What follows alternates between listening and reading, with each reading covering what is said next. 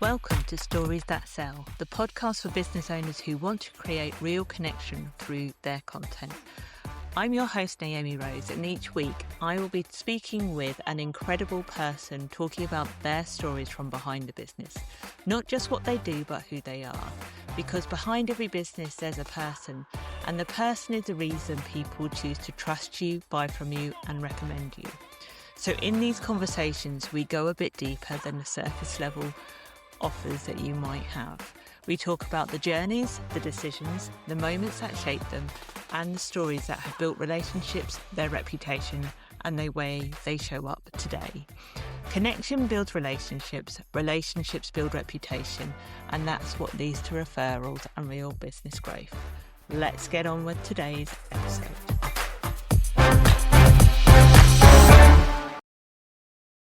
Derby-based lead generation expert Daisy Ferns is a mum of two who has built her business and life on her own terms.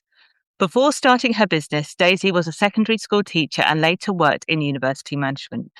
She wasn't necessarily planning on becoming an entrepreneur, but life doesn't always follow the version you expect.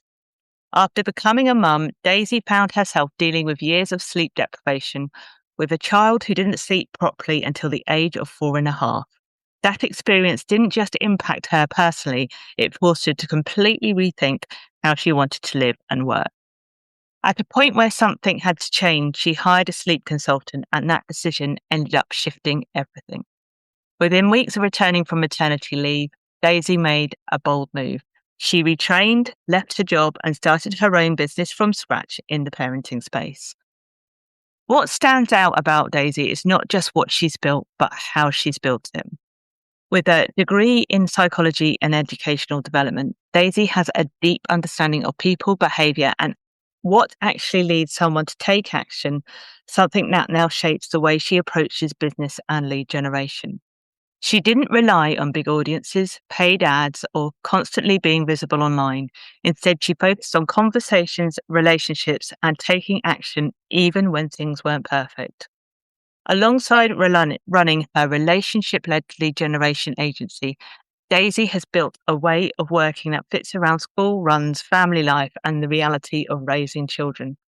And perhaps what sums up her best is something she said herself. She's the queen of imperfect action. Daisy, welcome to Stories That Sell.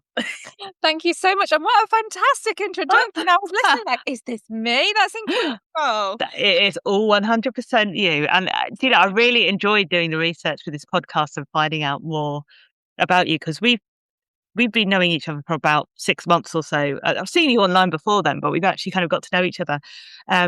But actually finding out all of the things that you've done and what has led you to doing what you do now is just absolutely fascinating and totally inspiring. But what I want to ask first is actually, you talk about imperfect action being like the key thing. Have you ever been a perfectionist?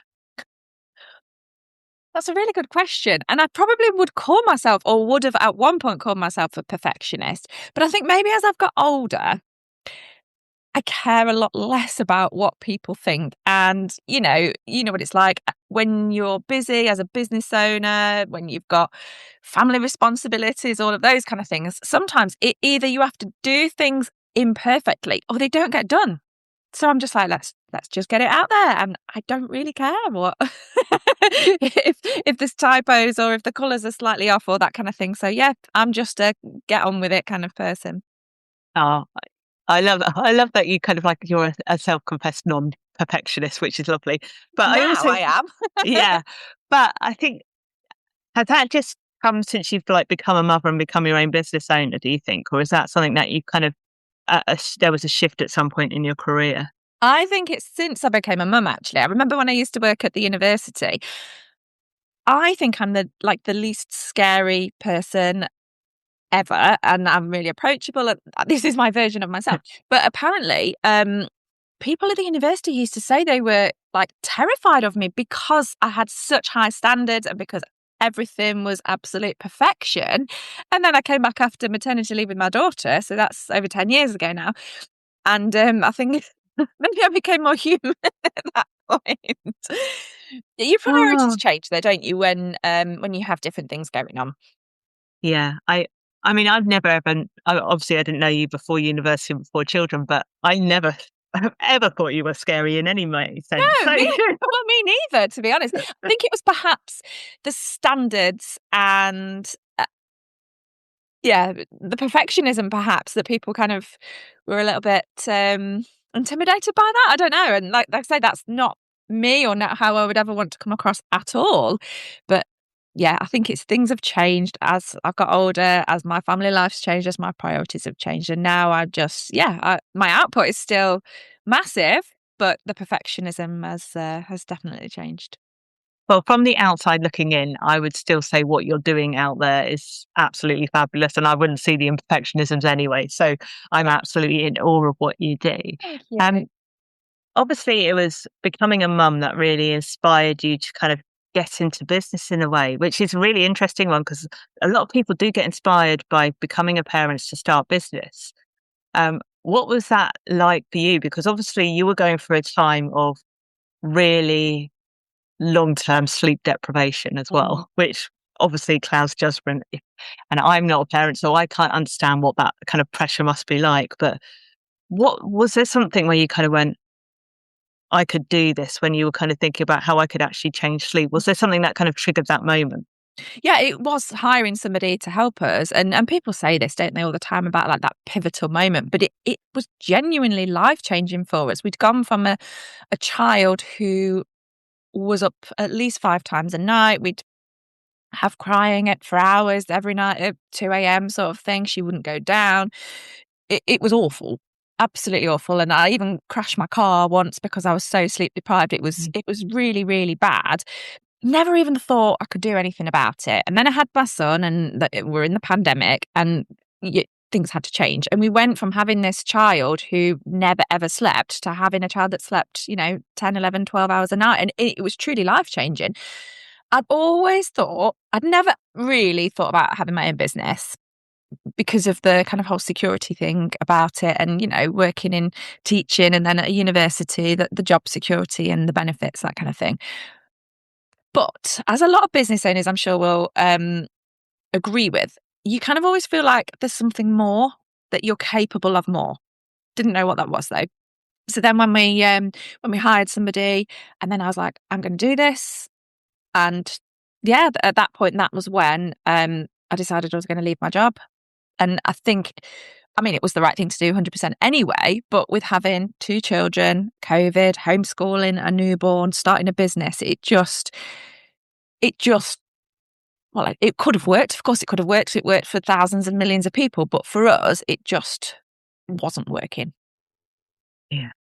I mean, that it seems like you had to go through so much to get to that point as well. Yeah. And I'm so sorry that, you were in that kind of level of sleep deprivation that had caused you to crash the car. It's actually interesting because one of the things I actually wanted to talk to you about was comfortable do you find making time for yourself? Because you're very much like family is your priority. It's like the reason that you got into business in so many ways. They have been maybe at the back of that your inspiration. But where do you find that time for you? Because what you do is absolutely amazing. But Thank you. and obviously your business is your It baby is. in a sense. In a way, and it's going to sound really weird, but like almost like the business, the work is my me time because I love it and I can be who I am as Daisy rather than just mummy. So I genuinely love, love, love my work. And my daughter will go to school. Oh, I don't want to go today. And my husband, I mean, he doesn't mind his job, but he certainly doesn't love his job. And I'm there going like, oh, I love it. I really enjoy it. I love the time on my own. I love what I do. Um, what I have started doing, Naomi, I don't know if you know this, is I've started running 3 times a week. And by the time that I've done 5K and then I've had a shower, washed my hair and everything, it's taken up a good hour, if not more, of my work day. But what I'm finding is that it's actually really helping me to think about work. And like just this morning, I've had a bit of an epiphany about a new offer. So whilst it's me time, I think when you run a business, for me anyway, it kind of all intermingles a little bit, and your work and your business is on your mind a lot of the time because you're so invested in it and because you believe in it so much. So I don't get a lot of me time. But I'm okay with that. That's just a phase of life that we're in at the moment with two fairly young children. So Yeah, that is a really good way of looking at it. I think as business owners, we often talk about this balance that you have to, this magical balance that you have to try and find. I have never met single business owner that's got balance with or without kids, let alone finding me time.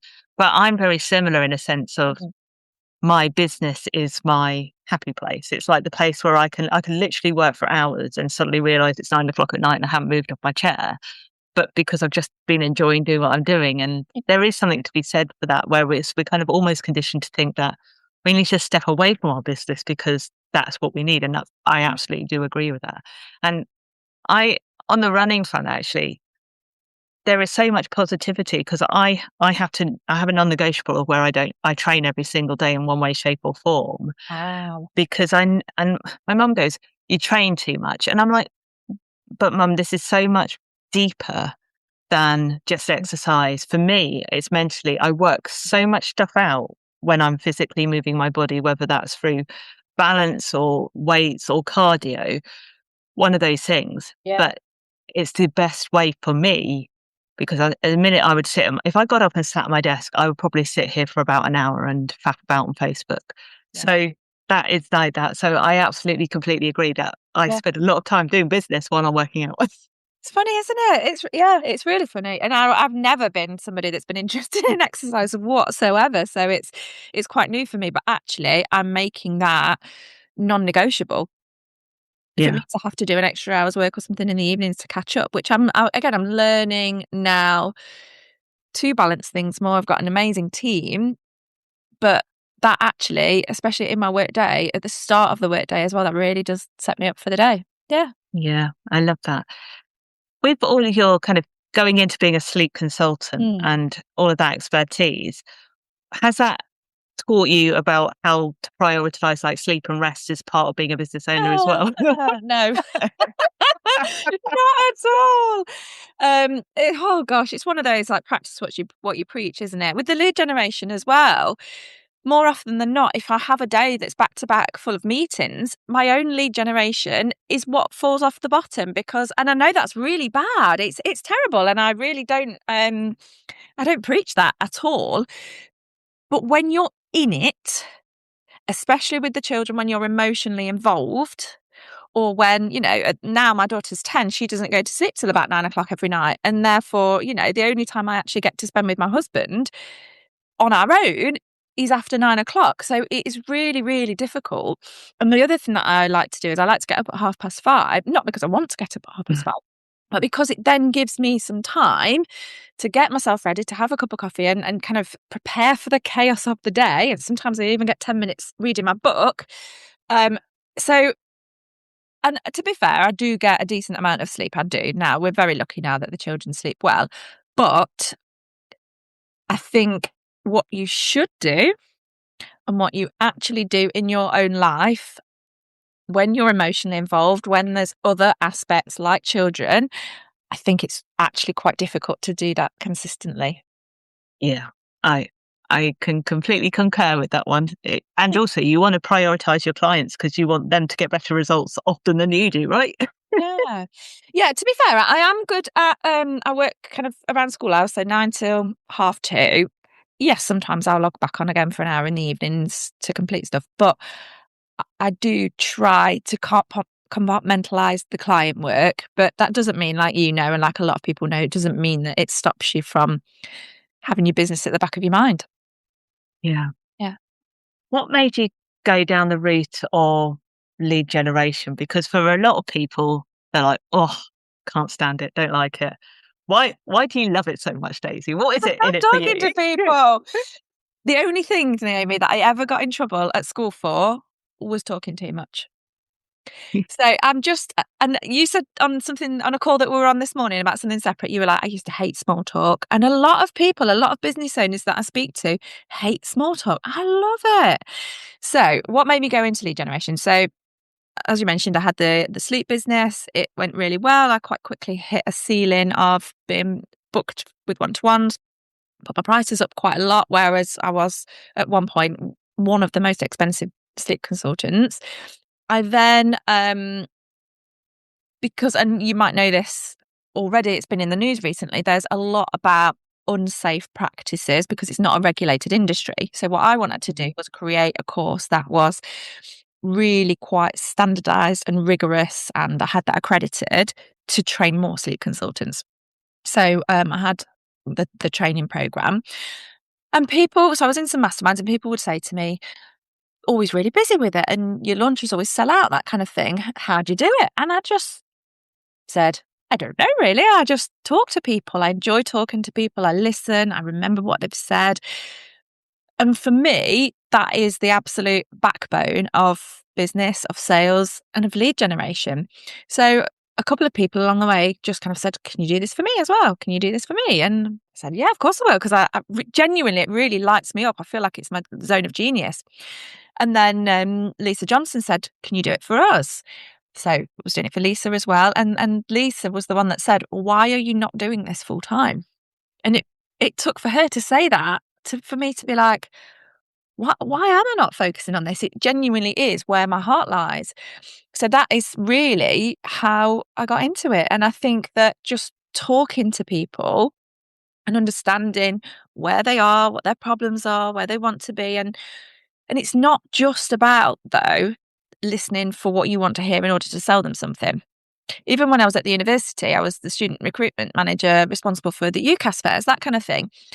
I'd always remember the teachers that I was interacting with from the schools that we would go to. I'd remember where they went on holiday. I'd remember the dog's name. And I think that is a bit of a gift of mine.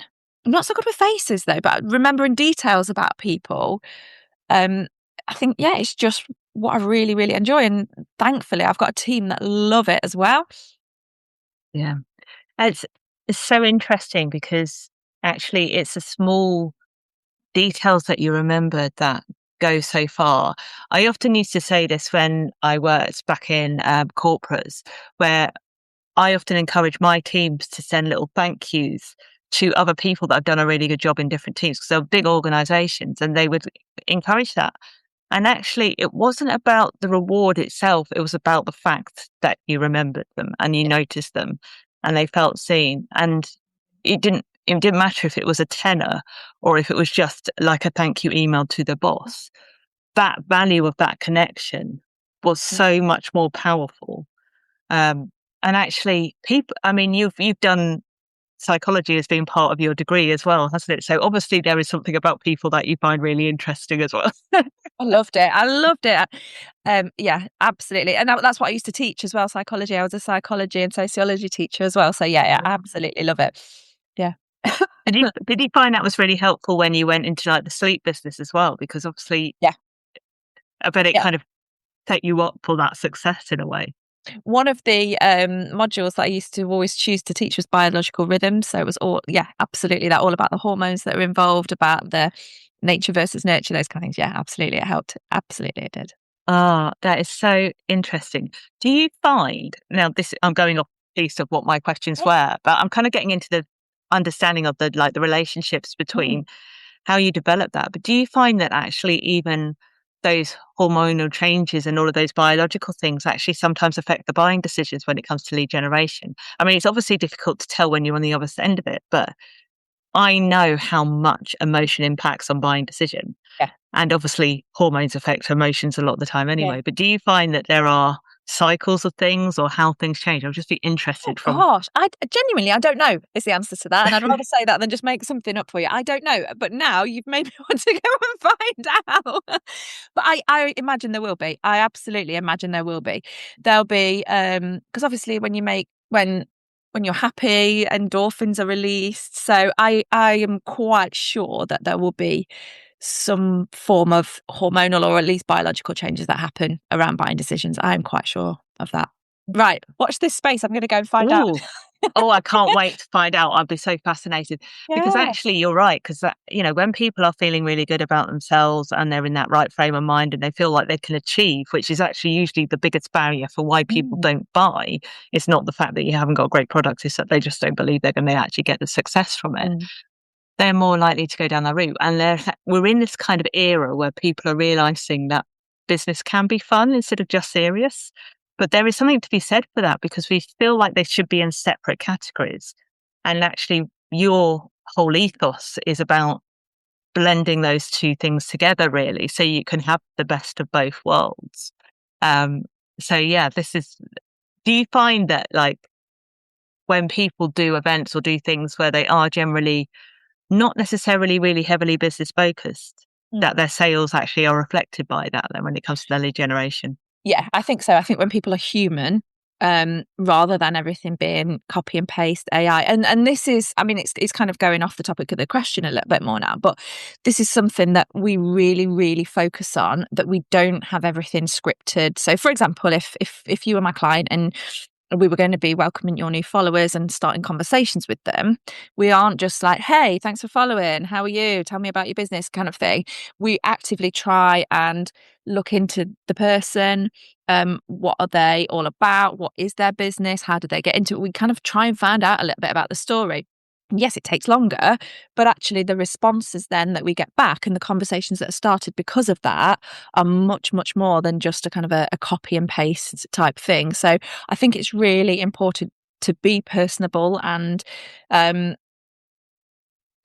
be yourself and to actually be interested in other people, because that's what it's all about, isn't it? That's what connection and is all about, and that's ultimately how we sell to people, by understanding them and what their needs are, and if we can offer them something to solve that.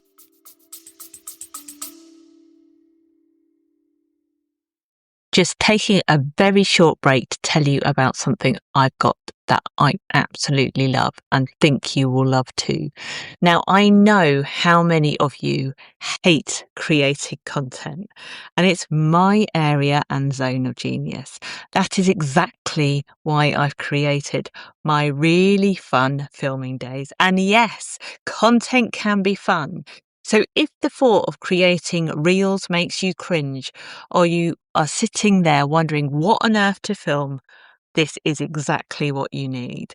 On a really fun filming day, you'll be with me and 3 other amazing business owners to create a bank of content in one go, so you're not constantly setting up your camera, trying to think of ideas, or putting it off until next week again.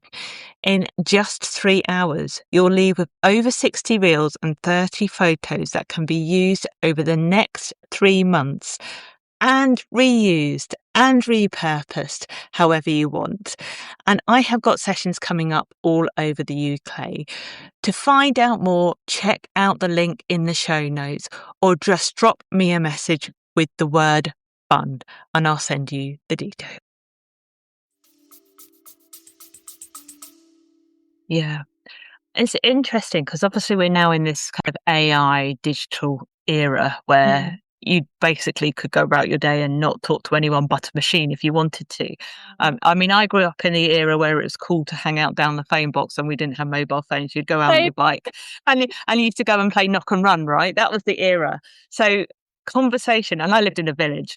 So, like the butcher would come round for Christmas dinner. That was the kind of style of like world I lived in. So talking to people and having conversations was the norm. Whereas since the era of maybe mobile and particularly texting came in, how people communicate with each other have maybe changed. Do you think there are just some people that are just fearful of asking just to get to know people? Not because they don't want to, but there's this kind of barrier and fear. Not used to it. 100%. 100%. We have some clients as well, and they have huge followings, tens of thousands of followers on their socials, and their audience isn't used to speaking to them. So when we then go in and actually try and start conversations, they're really skeptical of it, because they're like, why are you trying to talk to me?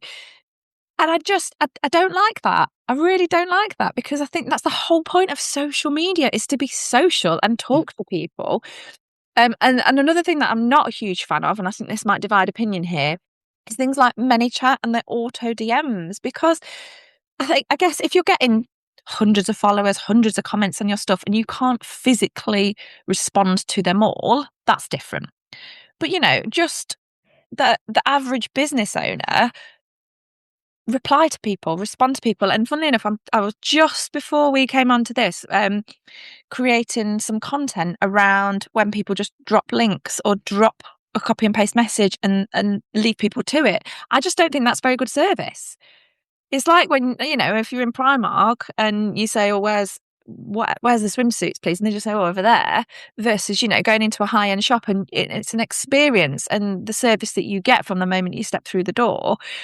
And that's how I think everything should be done. We should be treating everybody in our audience as a potential customer and showing them from that moment they step into our world what sort of experience they're going to get.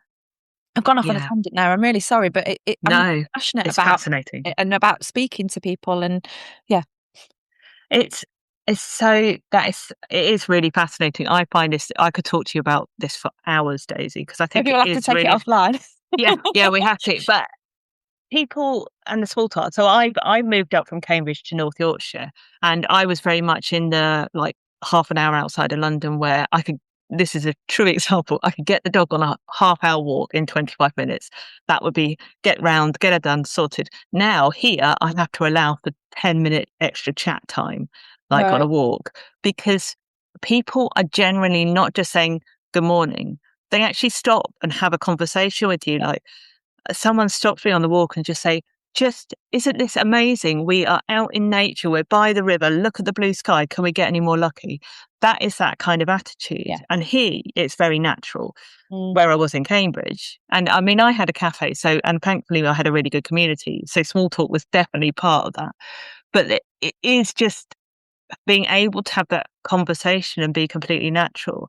And Mm. it's a shame that people automatically go to that cold calling skepticism where my mum would just stick the phone under the pillow and just walk away. Hang on, I'm going to get my husband and just do that. That's what she used to do. But that's what people will go. It's like, what do you want? Mm. What's it? Why are you here? What do you want? But So it's, look, I think that's the different issue here now. I think it's not that we don't want to talk to people. I think that we are absolutely exhausted from the cold calling. So what we do in our lead generation agency is, at least initially, we start off with people's audiences where they're already warm or, at the very least, very lukewarm. And then we can layer in things like paid ads, etc. But I think the whole copy and paste, this is what I do you want to buy it type thing, that's what people are skeptical and wary of. And you see it so much. I think LinkedIn is absolutely rife with it. The second you connect with somebody, it's, this is who I am, this is what I can do, blah blah blah blah blah, do you want to jump on a call? I'm like, no, like, actually talk to me, ask me about me. How do you know any of these things are right for me? So I yeah, think that's what's different here, and that's why people are skeptical as well of the cold calling type approaches. yeah. I often, the ones that actually get on my nerves the most when it comes to the sleazy sliding into the DMs, other than the ones that have just blatantly got wrong information, are the ones that say, "I think you're doing really excellent stuff for content and marketing." Like, so general. It's like you haven't Yeah, even it's true. actually, you Yeah, haven't even read it, and but then they go on immediately to sell something. It's like, yeah, well, I've given you a compliment, so now I'm going to sell you something. I'm like, mm, no. yeah, It's interesting how people see this and actually they don't think of the person at the other end. They don't think about how people are feeling, what are they going on in their everyday lives. In fact, sometimes just being able to listen is all people need. mm, And that will encourage them to buy. It's just being okay, able to be heard. yeah, So really interesting. I find relationships, and particularly in the online space, because you are losing that, yeah, all the body language and everything like that, and yeah. that kind of personality. There is, and I am actually with you on the many chat and the instant response Oh thing. yeah, okay, Yeah. So as much as I love an automation, and there are some things I will automate to yeah, make my life easier, but when it comes to actual real life conversations, I want my clients not only to feel like they've been heard and seen, mm, but I know that relationships are important to my business because it's not just that initial conversation. yeah, When you build a relationship with someone, they will probably tell your friends about it. They will move yeah, on and they will become really good clients rather than the volume that some people aim for. So yeah. that's my view on it. No, I agree with you. And even if they're not the right person to buy from you, you've left a good lasting impression. Like you say, they might refer you to their friends and family. And actually, there might come a time where they do need your services and you're going to be top of mind because of that service you gave them, that relationship that you built with them. So 100%. Yeah. Yeah. Daisy, I want to talk to you a little bit about your lead generation room, which I know this episode, the first one of these will have gone out after this episode is gone. But what is the lead generation room? What's it going to help people with? Yeah, I'm so excited about it. So people say to me all the time that they don't have time to do their lead generation, or they don't have leads, or they don't know what to say. And it was actually on a retreat that you and I were both on, and we were talking about this. And I know that people have done this in the past. And I thought, you know what? Why don't we just get a group of people together in a kind of a co-working session where you're accountable in the room right there? There's no replay, anything like that. It's an implementation session. And I'm going to sit with you. I'll do the lead generation. I'll do my own lead generation as well. I'll hold myself accountable. But I'm going to tell people where they can be looking for leads, who's their warmer leads, and obviously who's their colder leads. So encourage people to start conversations there and then. If people need help on what to say, how to start the conversations, I'm going to encourage that as well. But we're actually going to take action for an hour, and we're going to generate leads together. And hopefully that's going to lead to some sales at the end of it as well. Oh, that sounds like something that everyone could do the help with. And I think so too. it's more fun when you do it together, isn't it? It is. And it's the accountability. It's the accountability. So you could go and put that in your diary, an hour. I'm going to work on some lead generation for an hour. And you know what? If you got invited to be on a podcast, or, you know, your friend said, do you want to come for lunch or something? That hour is going to get shifted. I guarantee it. Whereas if you've actually signed up for something and you're going to be in the room doing it, you've got fewer excuses. You're going to get that support, and we're all doing it together. And I'm going to make it a monthly thing as well. I've got about 50 people signed up already, which is, I know, amazing. it was just an idea last week that I had. I'm going to put this in, get it in their diaries. It's completely free, but I'm going to make it a monthly thing. The only trouble is, Naomi, what I don't want people to do is walk away from it and think, oh, I've done my lead generation for this month now. It is something that you need to be doing every single day, having conversations, starting new ones, moving along ones that are already in progress, following up with conversations that have gone cold. So unfortunately, it is only once a month, but it does need to be done every day. Hopefully it's going to be a bit of a kickstart. Yeah, I think that's what people need, is just to, and even just someone to give people the moral support and the encouragement, I think, as well. Perfect. Daisy, I could absolutely talk to you for hours, but I'm going to have to wrap this up. Where can people find you if they want to connect with you and join one of your future lead generation room sessions? So Facebook, I'm Daisy Ferns. On Instagram, I am Daisy Ferns, and on LinkedIn at Daisy Ferns as well. Come and connect with me on any of those, and let's have a chat as well. Let's actually start our relationships. Let's start talking to each other. Amazing. Daisy, thank you so much. I'll pop all of those links in the show notes. And if you don't get along to one of these lead generation sessions, you'll be definitely missing out. So thank you for that. And I'll be back. And I'll be back next time with another guest on Stories That Sell. Thank you so much for listening to another conversation on Stories That Sell. If you enjoyed this episode, don't forget to check out the show notes for anything we talked about today. I'd love to hear what your biggest takeaway was from today's episode. So tag me on Instagram, LinkedIn or Facebook and share it to your stories. I always love hearing what resonates with our listeners. And if you haven't already, make sure you're following the podcast, subscribe, leave a review and send it to all of your friends. I'll see you on the next episode.